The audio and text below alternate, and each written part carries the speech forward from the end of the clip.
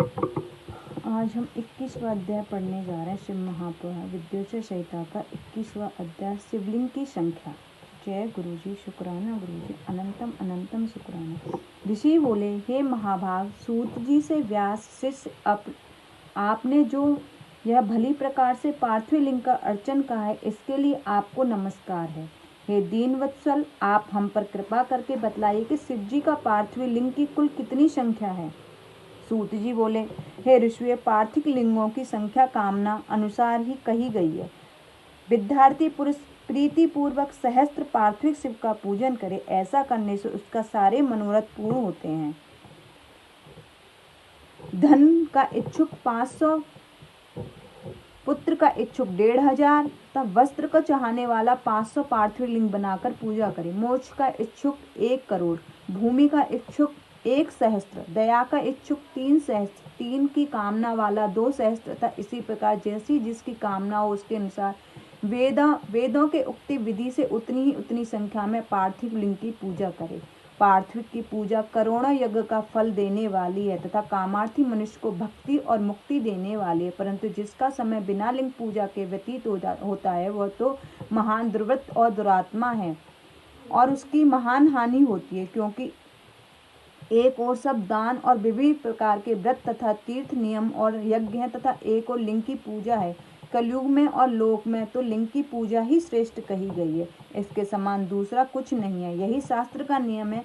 भक्ति मुक्ति दाता लिंग अनेक आपत्तियों से बचाता है।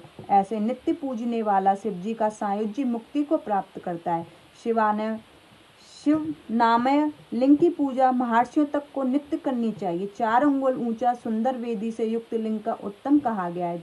उसमें आधा माध्यम और आधा अधम कहा गया है। चारों वेदों और सब शास्त्रों में लिंग की आराधना के समान दूसरा कोई पुण्य नहीं है।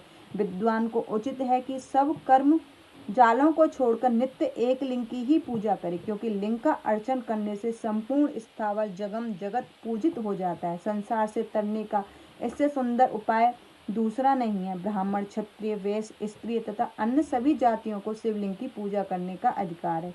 द्विजों को वैदिक मार्ग से पूजा करनी चाहिए, अन्य मार्ग से नहीं। और दधीचि, गौतम आदि ब्राह्मणों के हिसाब से दग्ध चित्त वाले एवं उनके वंशजों की जिनकी वैदिक कर्म से श्राद्ध नहीं है, श्रद्धा नहीं है, जो वेद स्मृति के कर्म का अनादर कर दूसरे कर्म का आचरण करते हैं, उनको संकल्प नहीं प्राप्त होते। उन्हें चाहिए कि उसी स्थान पर त्रिजगमयी अष्टमूर्ति का पूजन करें। पृथ्वी, जल, अग्नि, वायु, आकाश, सूर्य, चंद्रमा और यजमान, ये 8 मूर्तियां पूज्य हैं। सर्व, भव, रुद्र, उग्र, भीम, ईश्वर, महादेव, पशुपति, इनका मूर्ति द्वारा पूजन करें। देव कर्म को रात्रि में सर्वदा उत्तरा विमुख होकर करें। इसी प्रकार पवित्रता से युक्त होकर उत्तर की ओर मुख करके शिव जी का पूजन करें। शिव जी के आगे पूर्व को न बैठें और शक्ति सहित दक्षिणा को न बैठें और न ही पश्चिम को बैठें, किंतु उत्तर को ही बैठें।